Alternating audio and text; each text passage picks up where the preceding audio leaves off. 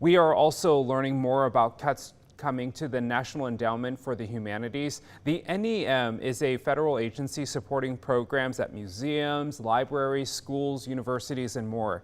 Here on Up with KREM, we first told you about the NEM grant for the North Idaho Museum at risk because of the cuts to the organization. And as our Seattle station reports, these cuts could impact hundreds of organizations across Washington, including here in Eastern Washington.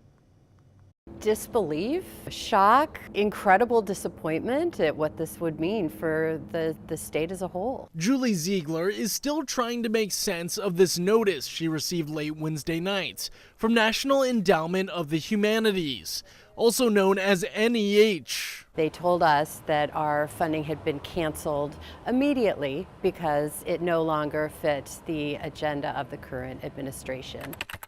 Ziegler is the executive director of Humanities Washington, a nonprofit based in Seattle that puts on about 700 humanities programs statewide, like reading programs, exhibits, community conversations, grants, and other projects. Now, many of them on the chopping block. So it will mean jobs, it will mean income for folks. And it'll mean a loss of programs in communities. That's the most heartbreaking part. Ziegler says on average, Humanities Washington receives $1.2 million in grants from NEH annually. That makes up about half of the nonprofit's funding each year. I find it very sad that promises made by our government are being broken. Betty Jean Williamson is a longtime volunteer for Humanities Washington programs.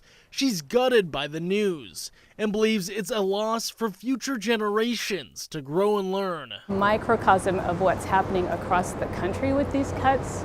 It's brutal for the arts community. Ziegler urges people to reach out to Congress members and the White House to keep humanities programming alive, as she braces for the uncertainty that lies ahead. I just can't imagine a world where we don't prioritize this and support the humanities.